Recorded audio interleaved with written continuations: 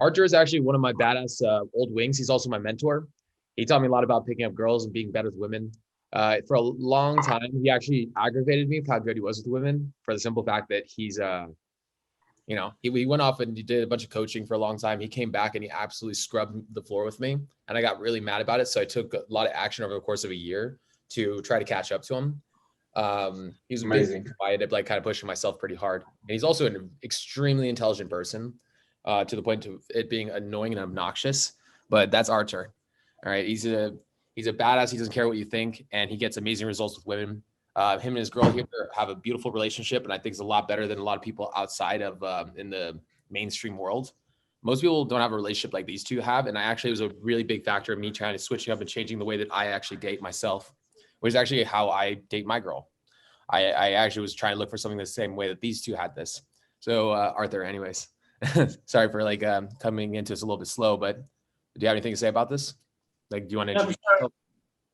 Thanks for the introduction. So I would say most of what Denton said is accurate. That story looked a little different from my perspective. Hey, Michael, how you doing? Hey, what's up? I would say that the one thing that I would mention that is slightly look different from my side is the biggest reason why it is true that at some point I went much further and faster in my development than I would say Denton was at the time. But it is somewhat from coaching, but most importantly, it's actually from just dating girls that I really liked. And it's from them for the most part that I was able to learn a lot about myself, a lot about what I like, and the attitude I kind of have to have towards life in general for people like them to want to be around me. So I did learn a lot from my mentors. The period that Denton mentioned, that's a period where I worked a lot with some people from RSD and stuff very closely. But the biggest and most important mentors were just the women I've dated, and I learned the most from them. So I can tell you more about those relationships as we have our call. But so Alice, this is my current girlfriend, Alice. So Alice was probing me a little bit to kind of figure out what will I want to talk about when I talk with you guys. And I was kind of saying that like I don't know and we'll see. But I did have a general kind of theme in my mind what I want to talk about for the most part. And that would be the whole concept of trying to understand what women are communicating to us, but not by listening to the things that she says in terms of words, but listening to the emotions and the general vibe that she's projecting.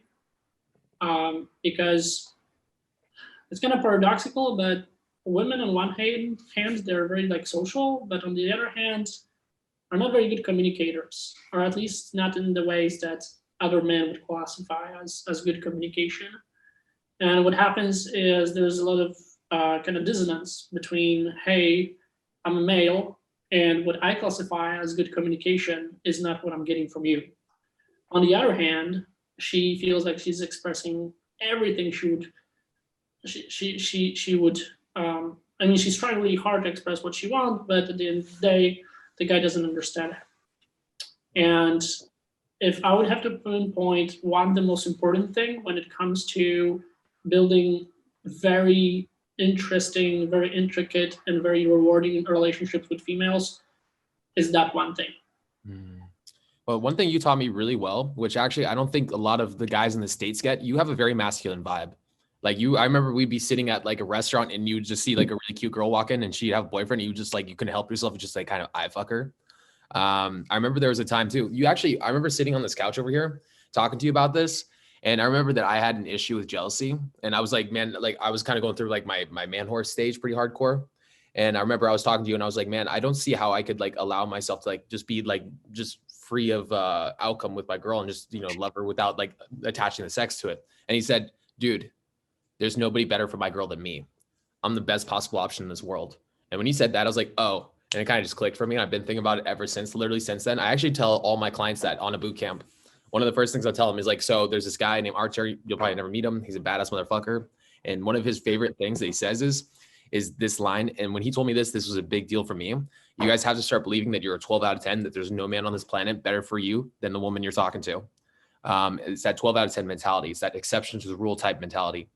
That was actually what I learned from you. There was one thing though that I wanted to talk to you about. It was so one of the things I think the guys in the States really don't get right nowadays. I think that they think that women and men think the same, which is absolutely completely false. And by thinking that too, you're going to make your woman miserable and you're going to make yourself miserable. I know that you were one of the people that really was a big proprietor of this. Do you remember that I talked about purpose and how we were talking about that for a long time? We were talking about how we were like looking for somebody with like what the difference between a feminine and masculine energy was. Like, do you remember this conversation between us? Yeah, I do. Yeah. Hey, well, here, can you explain for the guys a little bit? Yeah, for sure. I mean, I'm pretty sure that, a lot of guys that are here now and that are going to be watching this later, are familiar with David Data and the Way of the Superior Man and his work. This is really the best kind of coaching I've ever seen on trying to comprehend the idea of masculine and feminine and the relationship between the two. It's a very good resource. If you never read it, I highly recommend it. If I would have to kind of put in a gist, with the most important thing I learned from there is that the masculine and feminine, we all have a little bit of masculine and feminine.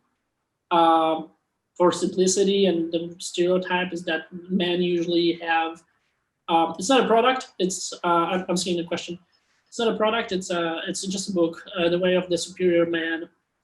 I have my laptop very far away from me, so Denton, why don't you type it in the chat? The Way of the Superior Man, David Data. So the most important thing that I would have to kind of like tell you as a gist is that the masculine and feminine are two polar opposites of the kind of energy we project to the world, and we all have a little bit of this one, a little bit of that one. But for the most part, in most cases, testosterone is the hormone that produces in us the kind of behaviors that we would describe as masculine, and estrogen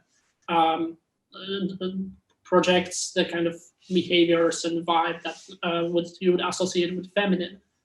And by the virtue of it, the men are going to have more masculine energy usually, and women are going to have more feminine energy.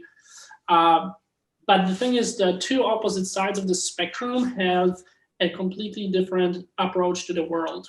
The masculine is the kind of energy that tries to create something in the world, build something in the world, take an endeavor, put in effort and energy, and see it to the end and see some sort of change happen in the world. So the masculine purpose is to make a change in the world. So the masculine is going to see anything as a process during which there's change that happens. And at the end of that, there's going to be a certain specific result that it's going towards getting. And when it achieves that result, then it kind of dives into fulfilling the purpose. That is the end of that kind of masculine endeavor. And then there might be next ones after, but this endeavor is done. Whereas the feminine is the change itself. It's what happens in between, right? So masculine is the energy that pushes towards something specific happen at the end of the day to a specific product, whereas the feminine is everything the masculine has to deal with in the meantime. And because of this, women, a lot of times when they're coming from their feminine aspect, they're not looking to resolve problems. They're not looking to resolve situations, to come to conclusions. That is a masculine aspect. Feminine don't do that. Feminine want to say it kind of bluntly, they just want to fuck with you. They just want to experience you. They want to see how you're behaving. They want to see the kind of vibe you're projecting and be a part of that and experience, just like they would go dancing. Whereas the masculine focuses on trying to get something done. So Alice is actually, working on some things in her life that she wants to kind of happen. And I sometimes guide her through that or help her out and try the best I can, that like to not, kind of push too much, but at the same time be there for her, to kind of explain what she can do or guide her. And for her, for example, it's very hard as a woman to balance out her feminine energy, which she has a lot. Alice is probably the one she has so much estrogen, it's fucking crazy. It's crazy. So at the same time, she wants to achieve a couple of things. So she wants to like put in that a little bit of that masculine energy. So for her, it's very hard to balance the two. It's a very challenging thing for females.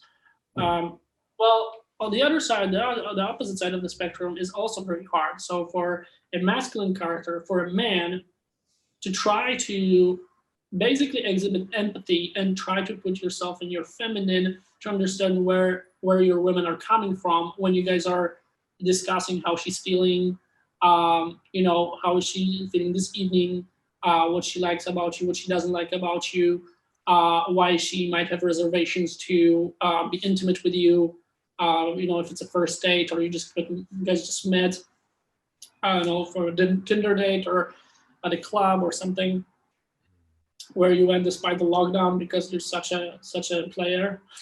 But at the end of the day, it might be there. You might have a situation where the girl you met that you really like, she might be like, hey, I don't know what it is, and if a girl tells you that, that's actually very genuine from her. But for some reason, no. For some reason, no. For some reason, this is too early, right? And of course, when a girl says like straight up no, then just don't push, right? But at the end of the day, you want to tap a little bit into understanding her feminine side to understand what is she actually trying to say when she's not in the mood, right? And feminine is a change. Feminine changes all the time, which means that if you spin her around and open your heart to her and try to come from a place of understanding her, she might as well change her mind in like 5 minutes, 10 minutes. And the funny part is that she wasn't lying at any point. The feminine energy never lies. And that's a big misconception that a lot of people that are coming from masculine have, because the feminine changes so much. You know how they say that, women change their mind all the time, they're all over the place and shit, or women lie a lot, whatever. It's all bullshit. The truth is they don't. They just express what they feel in the moment right now. But the thing is, because feminine is change, you can manipulate it very quickly. You can change her whole mood in like 5 minutes. And what she's gonna tell you 5 minutes later is also true, but in that moment. So the men that have really good skill with women usually are the men that are very good at manipulating that feminine energy. It's like a little bit like being a Native American shaman that knows how to do the rain dance. 1 minute there is sun and all, but then you do a bit of dancing with yourself, with the fire, with the weather, with the world as it is, and all of a sudden it's raining. So one of the big things that I always remembered with you was the ability to kind of just fuck with the underlying vibe of a situation. I remember that we'd be in like a car, and one of the big things, like I remember we were in an Uber one time, the Uber driver was trying to talk to you, but you were like busy on your phone trying to work on some business stuff. So you just completely, absolutely ignored him. And like the guy was trying to started trying to chase your validation. I was sitting in the car. I was like feeling uncomfortable about the situation. So I started talking to him because you wouldn't. I always like that shit about you. But back to what you were just saying right there. That for me, even to this day, I still have an issue with. I always have to come back to it because for women, it is like a temporary truth when it comes down to it with like the emotional side of it. So women like, so people like, so men are very like, we're very straightforward, very logical. When we say something, that's what we mean. With girls, what I find is oftentimes it's like, they don't know where the emotion is coming from. So as the man, you almost have to interpret it for them. Like they could be mad. They could say they're mad about something, but they're not actually mad about that specifically. It's actually the anger is coming from something else separate. It's almost for a guy coming into this, you almost have to like, so the way that I kind of came down to it is that for me, I had to completely understand that as in a relationship, if I want the relationship to go well, I have to be in charge of the relationship, which sounds kind of a little bit, for some, maybe a little bit chauvinistic, but it's the absolute truth of the matter. If you're gonna date like a feminine woman, a lot of really beautiful feminine women, they want a strong man. They want somebody that's gonna lead the relationship. They want a person that's gonna lead the relationship to success. They don't want like a wimp. They don't want a pussy. Like a lot of girls actually, to be honest, they want somebody that they can feel like they can call daddy 110%. And if you can't like if your girl can't call you daddy, if your girl can't like, look up to you in a way, she can't feel like you're like a strong being moving through this world, like you're a force to be reckoned with. To be honest, it's really hard for a girl to continually year after year get wet for you, like 110%. And Artur has that in spades. I remember, do you remember what? Do you remember? In business, you might be playing all sorts of political games, tactics, and all that to achieve your purpose. Lying to the woman that you're spending most of your time with. For example, lying to her that like you don't have other women, or you don't find other women attractive, or you're just committed to her when you're actually not. That is one of the most hurtful things you can do towards yourself, not towards her, because she's gonna find out. They always find out. By the way, they always find out. She's gonna move on and just think you're a fucking idiot, right? But being honest towards yourself is the one thing that comes just from you, and this is the value that you can provide. And the magical thing about this is in today's world, nobody is honest.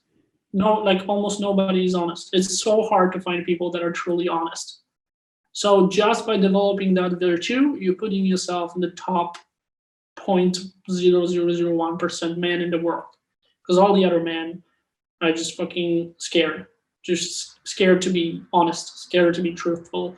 They're too scared to say, hey, I really like you.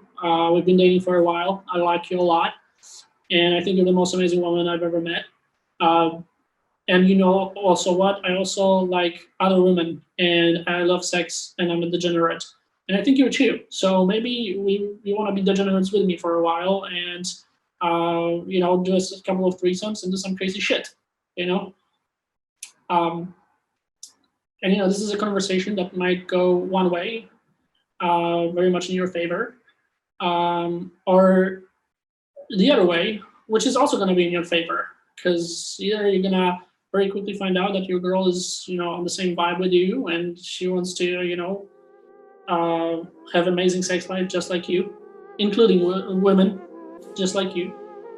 Or she might say, hey, you know what, I was raised up Christian, and that is not the most important thing in my life, and maybe you should find somebody else. And in which case, she's doing you a favor, because the faster you can move on to a girl that you actually like, and you have similar values with, the better. King, give me the throne, I need a queen, she better than most. I need a palace, I need a horse. If you want gold, then I am the source. I need a crown, I need a sword. I got my team, we going to war. You are my kids, you be my pawns. We don't relate, you taking a loss. I am a king, give me the throne, I need a queen.